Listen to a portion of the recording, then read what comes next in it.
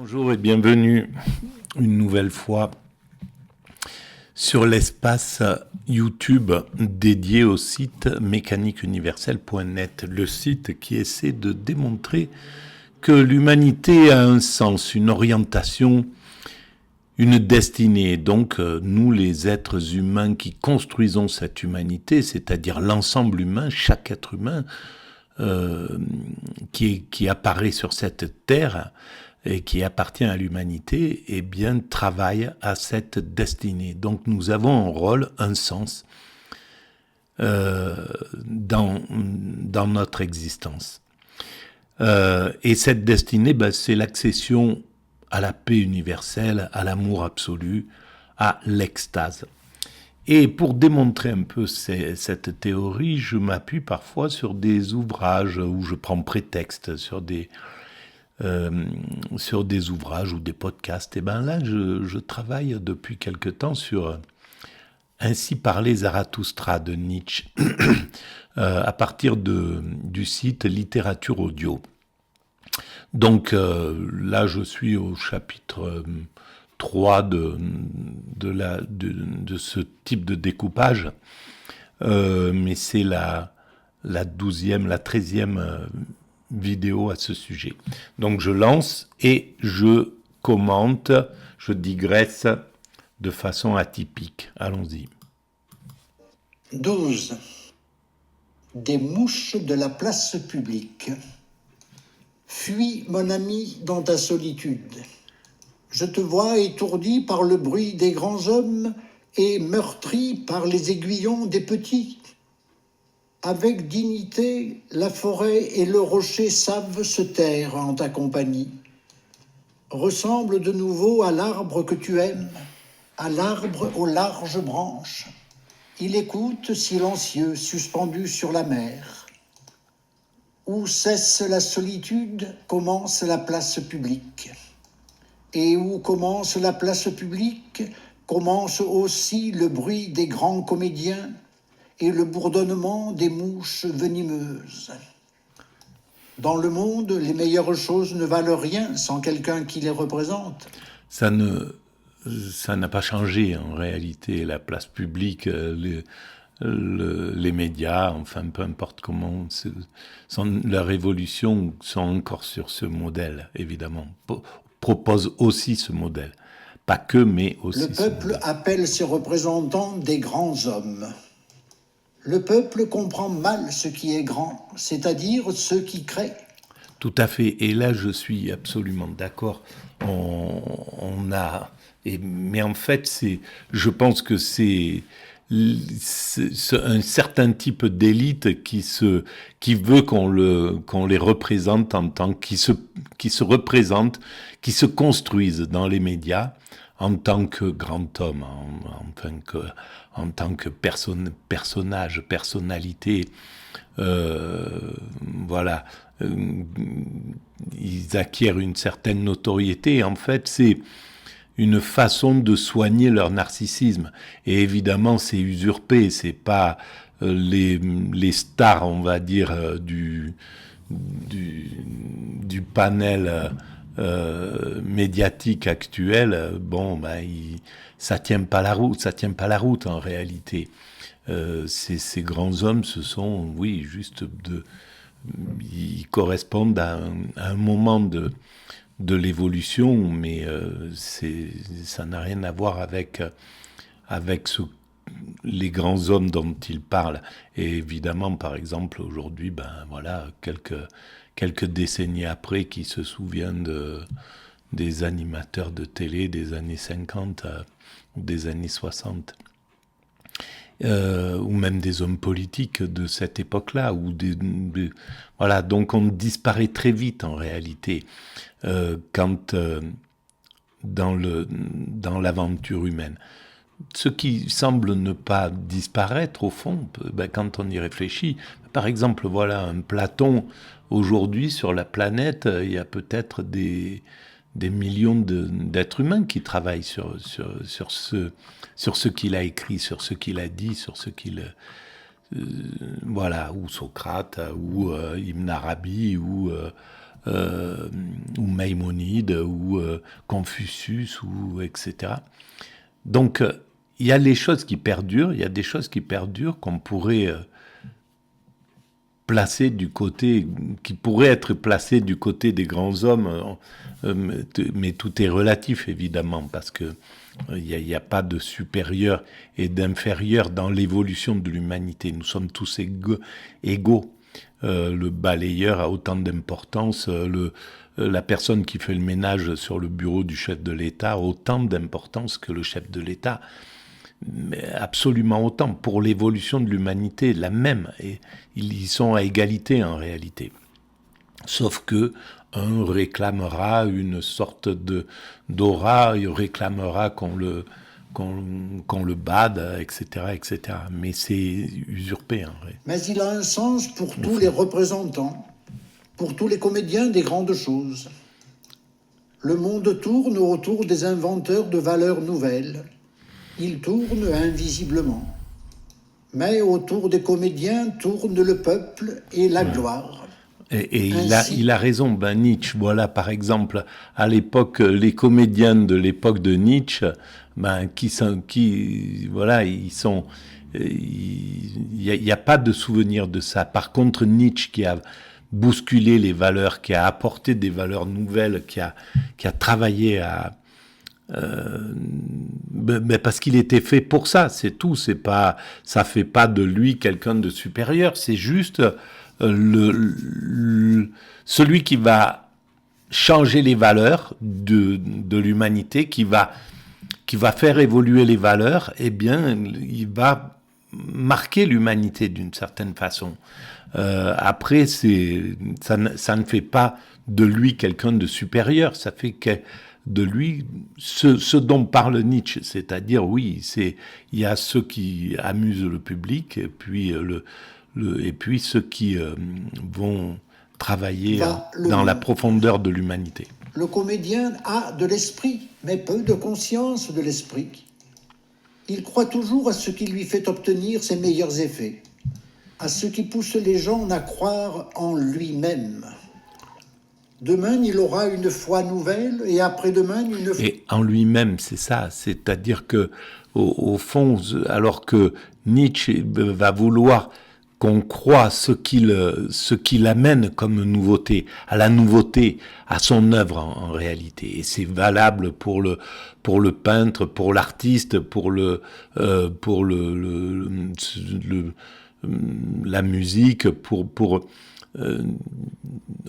ils vont marquer parce que c'est l'œuvre qui prédomine ce qu'ils sont en réalité. Aujourd'hui, même dans l'art, beaucoup se rappellent de Mozart, ce qu'il a fait. On parle de Mozart et de son œuvre, mais sa photo, son image, ce qu'il est, tout ça, c'est pas ce qu'il voulait qu'on garde de lui en réalité. Foi plus nouvelle encore. Il a l'esprit prompt comme le peuple et prompt au changement. Renverser, c'est ce qu'il appelle démontrer. Rendre fou, c'est ce qu'il appelle convaincre. Et le sang est pour lui le meilleur de tous les arguments. Il appelle mensonge et néant une vérité qui ne glisse que dans les fines oreilles. En vérité, il ne croit qu'en les dieux qui font beaucoup de bruit dans le monde. La place publique est pleine de bouffons tapageurs et le peuple se vante de ces grands hommes. Ils sont pour lui les maîtres du moment.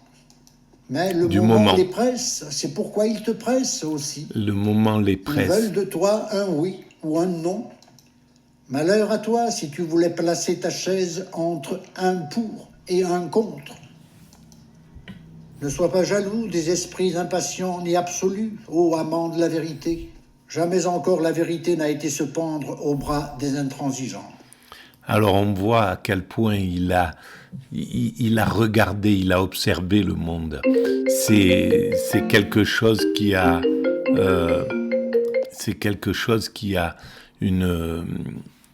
qui est évident dans sa façon de raconter c'est incroyable, quoi. Il y a de la maturité, ça a mûri. Le Zarathustra, c'est pas une créativité impulsive comme ça. Il y a quelque chose qui est vraiment, qui est vraiment profond dans sa réflexion. À cause de ces agités, retourne dans ta sécurité. Ce n'est que sur la place publique qu'on est assailli par des oui ou des non. Ce qui se passe dans les fontaines profondes s'y passe avec lenteur. Il faut qu'elles attendent longtemps pour savoir ce qui est tombé dans leur profondeur. Tout ce qui est grand se passe loin de la place publique et de la gloire. Loin de la place publique et de la gloire demeurèrent de tout temps les inventeurs de valeurs nouvelles. Absolument. Fuis, mon ami, fuis dans ta solitude. Je te vois meurtri par des mouches venimeuses. Fuis là-haut où souffle un vent rude et fort. Il parle de lui. Fuis dans ta solitude. Tu as vécu trop près des petits et des pitoyables. Voilà. Fuis devant leur vengeance invisible. Ils ne veulent... Même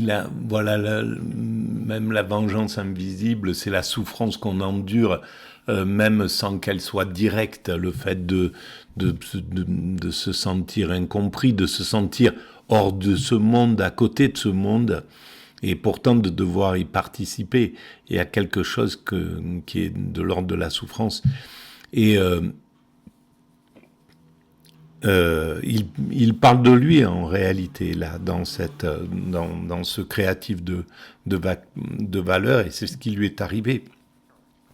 Il était loin d'imaginer que aujourd'hui, l'autre jour j'étais à la bibliothèque et Nietzsche en fait c'est quasiment dans la littérature, dans la philosophie allemande, c'est lui qui a le rayon le plus étendu. C'est bon, pour moi, Hegel, Lessing, Leibniz méritent largement autant. Mais voilà, qui n'entend pas ce nom? C'est ça qui est quand même incroyable pour quelqu'un qui en 1880 se demandait peut-être même ce qu'allait devenir son œuvre, et comme peut-être Van Gogh à la même époque d'ailleurs quasiment, qui se demandait si quelques artistes pourront reprendre, trouver quelque chose d'important à l'intérieur, en ignorant totalement l'influence, l'importance qu'ils auront eu sur l'évolution, justement parce qu'ils changeaient les valeurs, ils faisaient évoluer les valeurs. En fait, c'est là où se fait la grande différence. Mais ça appartient pas à l'individu de vouloir changer les valeurs. Tu es constitué pour changer des valeurs, mais tu peux pas te construire en tant que changeur de valeurs. Tu es fait pour ça, parce que c'est toute une vie qui va construire le changeur de valeurs, en somme.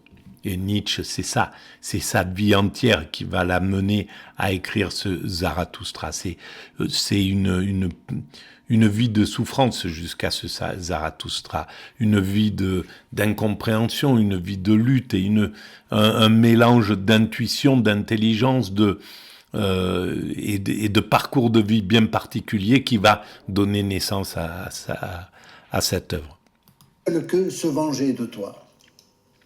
N'élève plus le bras contre eux. Ils sont innombrables. Et ce n'est pas ta destinée d'être un chasse-mouche. Innombrables sont ces petits et ces pitoyables. Et maint édifice altier fut... Alors, c'est difficile de dire petit et pitoyable. Il ne dirait certainement pas ça aujourd'hui. Mais c'est clair que il engage l'être humain à s'isoler pour pas souffrir de cette incompréhension du monde. Donc en fait c'est vraiment bienveillant son travail. même si le terme petit, pitoyable, mais parce que on croise ce monde qu'on pourrait juger comme ça, on croise cette humanité aussi qui ne s'intéresse absolument pas à l'humanité, qui s'intéresse pas au pourquoi il est présent dans cette humanité, quel est son rôle. Euh, donc, il y a de quoi être en colère vis-à-vis d'une humanité comme ça. Mais quand on a compris la complexité, on sait que c'est comme ça que ça doit se passer. Donc, on peut qu'avoir de l'amour et de la bienveillance pour ceux qui l'appellent petit et voilà, etc. Détruit par des gouttes de pluie et des mauvaises herbes. Tu n'es pas une pierre, mais déjà des gouttes nombreuses t'ont crevassé. Des gouttes nombreuses te fêleront et te briseront encore.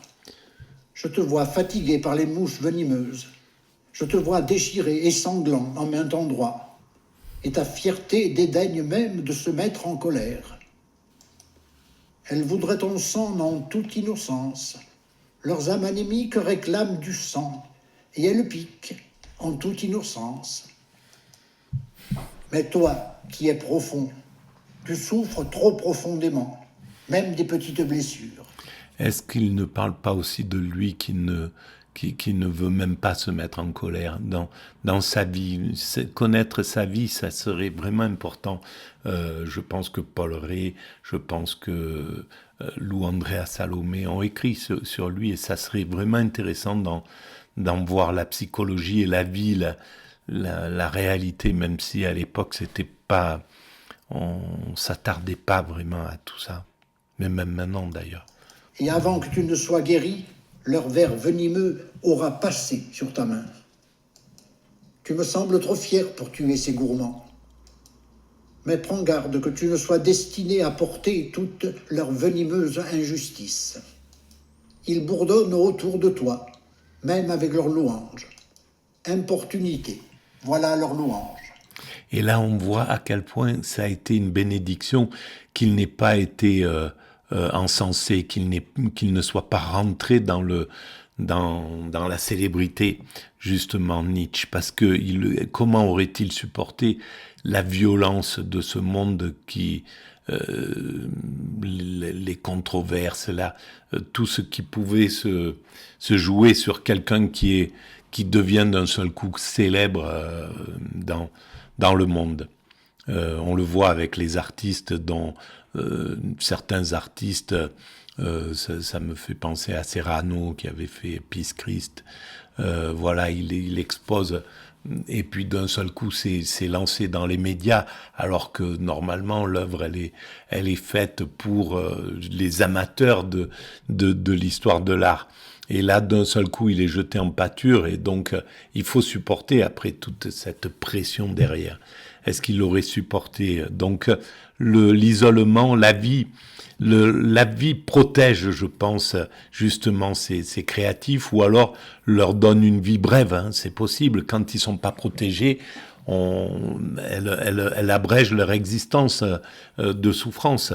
C'est peut-être ce qui est arrivé à Basquiat, c'est arrivé, voilà, d'un seul coup, il rencontre une sorte de célébrité, et ils sont obligés de se brûler à cela, parce que c'est trop douloureux Ils veulent être près de ta peau et de ton sang. Ils te flattent comme on flatte un dieu ou un diable. Ils pleurnichent devant toi comme un dieu ou un diable. Qu'importe, ce sont des flatteurs et des pleurards, rien de plus. Aussi font-ils souvent les aimables avec toi. Mais c'est ainsi qu'en agit toujours la ruse des lâches. Oui, les lâches sont rusés. Ils pensent beaucoup à toi avec leur âme étroite. Tu leur es toujours suspect. Tout ce qui fait beaucoup réfléchir devient suspect. Ils te punissent pour toutes tes vertus. Ils ne te pardonnent du fond du cœur que tes fautes. Puisque tu es bienveillant et juste, tu dis, ils sont innocents de leur petite existence. Mais leur âme étroite pense, toute grande existence est coupable. Même quand tu es bienveillant à leur égard, ils se sentent méprisés par toi, et ils te rendent ton bienfait par des méfaits cachés. Ta fierté sans parole leur est toujours contraire. Il jubile quand il t'arrive d'être assez modeste pour être vaniteux. Tout ce que nous percevons chez un homme, nous ne faisons que l'enflammer. Garde-toi donc des petits. Devant toi, ils se sentent petits et leur bassesse s'échauffe contre toi en une vengeance invisible. Ne t'es-tu pas aperçu qu'ils se taisaient dès que tu t'approchais d'eux et que leur force les abandonnait ainsi que la fumée abandonne un feu qui s'éteint? Oui, mon ami, tu es la mauvaise conscience de tes prochains, car ils ne sont pas dignes de toi. C'est pourquoi ils te haïssent et voudraient te sucer le sang. Tes prochains seront toujours des mouches venimeuses. Ce qui est grand en toi, ceci même doit les rendre plus venimeux et toujours plus semblables à des mouches. Fuis, mon ami, fuis dans la solitude, là-haut où souffle un vent rude et fort. Ce n'est pas ta destinée d'être un chasse-mouche. Ainsi parlait Zarathustra.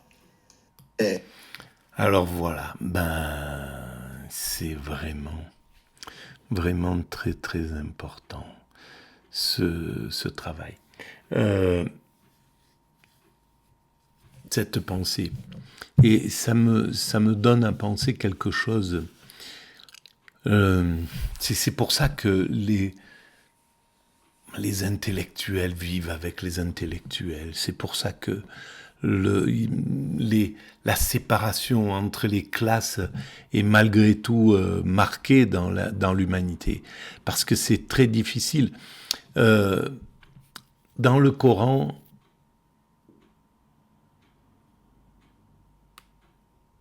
il y a une phrase qui dit pourquoi tu vas parler de choses vulgaires avec le monde vulgaire.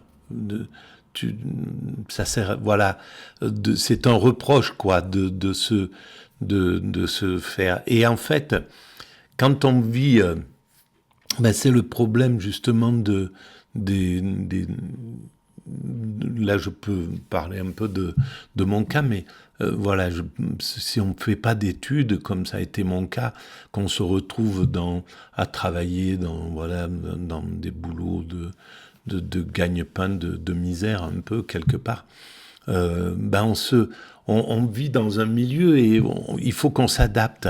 Et pour peu qu'on soit un peu vulnérable, pour peu qu'on soit autiste, justement, qu'on veuille se fondre dans le monde, s'adapter, vivre, eh bien, on passe à côté on peut passer à côté de son existence.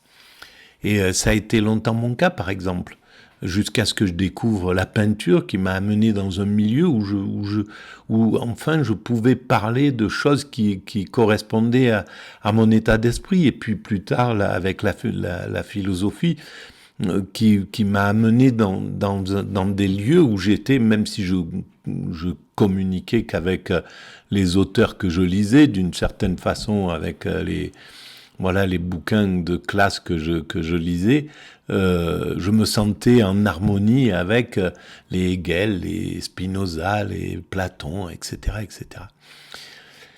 Et donc, il y a cette difficulté. Et les rencontres philosophiques, pour revenir à elles, eh bien, elles voudraient établir un lien comme ça.